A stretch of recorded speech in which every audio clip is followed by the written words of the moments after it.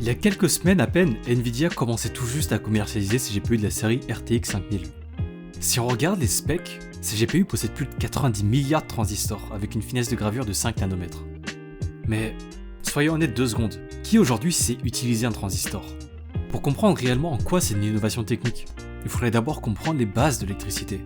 Et ça tombe bien, parce qu'aujourd'hui on va comprendre le concept de courant électrique et en quoi il est complémentaire aux tensions pour former l'électricité qu'on utilise tous les jours.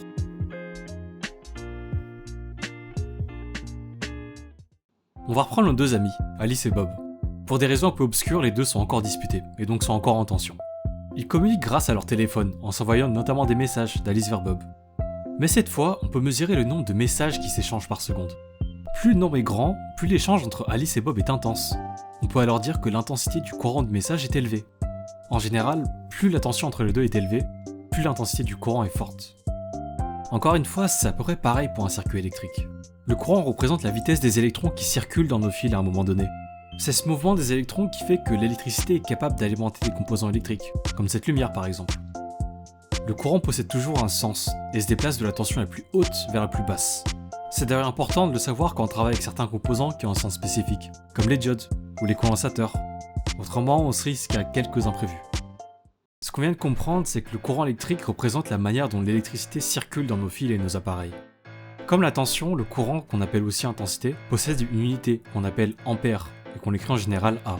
Là où on regardait plutôt du côté du générateur quand on parlait de tension, le courant électrique c'est un concept qui se concentre plus du côté du composant qui reçoit l'électricité. C'est en général le composant qui va imposer le courant électrique qu'il va consommer. Par exemple, la LED, c'est entre 5 et 15 mA, la lampe de la dernière fois c'était 300 mA, et un petit moteur, ça varie, mais c'est entre 200 mA et 1 A. Le courant d'un composant représente d'une certaine manière sa consommation électrique, et elle peut changer avec le temps. Par exemple, si ce moteur je commence à essayer de l'arrêter, il essaie de forcer pour continuer à tourner, et donc consomme plus de courant. C'est ce qu'on appelle la puissance, ou consommation électrique, mais on y reviendra un autre jour. Le courant électrique c'est finalement un peu plus simple à appréhender que le concept de tension. C'est plus intuitif de se représenter l'électricité comme un flux qui circule d'un point à un autre dans nos fils. C'est d'ailleurs pour ça que les scientifiques se sont mis d'accord pour utiliser l'ampère plutôt que le volt dans le système international. On peut alors se poser la question, comment est-ce qu'on manipule les courants électriques? Pour ça, on va reprendre notre générateur de tension, quelques fils, quelques composants, et on va essayer de comprendre tout ça. En connectant le générateur de tension en borne de la lampe, il est possible de mesurer qu'il consomme exactement 300 mA. C'est d'ailleurs ce qui est marqué sur ses spécifications. À cette tension, la lampe demandera exactement ce courant. Mais si je viens connecter à côté une autre lampe, on avait vu la dernière fois que les tensions ne changeaient pas. Mais ici on voit que le courant donné par le générateur a doublé. On est à 600 mA. C'est la première propriété du courant. Les courants s'additionnent en parallèle. C'est assez intuitif en fait, une lampe demande 300 mA, donc si on en met 2, il va falloir que notre générateur fournisse 2 fois plus de courant. Mais ce qui est intéressant ici, c'est qu'en mesurant le courant qui traverse chaque lampe, on constate qu'il est bien égal à 300 mA.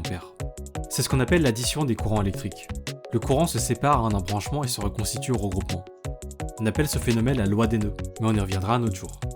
Maintenant, on va connecter les lampes en série pour voir. Avec l'addition des tensions, les lampes ne s'allument plus comme avant, mais on peut quand même mesurer le courant qui les traverse. Ce qu'on constate assez rapidement, c'est que quel que soit là où on mesure dans la branche, le courant reste le même. C'est la deuxième propriété du courant. Sur une ligne, le courant reste le même puisqu'il n'y a nulle part où aller. C'est d'ailleurs à cause de cette propriété qu'on connecte les LED en parallèle si possible. Sur une bande de LED par exemple, les diodes sont en série de 3, mais ces groupes sont en parallèle. C'est comme ça que si un groupe venait à casser, toute la bande de LED continue à marcher encore. Et ces deux propriétés, c'est en réalité tout ce qu'il y a à savoir sur les courants électriques. Si on compare les propriétés du courant avec celles de la tension, on constate qu'elles sont en réalité inversées. La tension se conserve en parallèle alors que le courant se divise, et inversement en série. Maintenant, quand vous brancherez un appareil dans une prise, pensez aussi à regarder le courant en sortie. Plus il est élevé, plus vous saurez que votre appareil consomme de l'électricité. Si vous avez appris quelque chose, n'hésitez vraiment pas à vous abonner. Maintenant que les fondations sont là, on va pouvoir faire des choses beaucoup plus intéressantes. Alors n'hésitez pas à me suivre. À bientôt!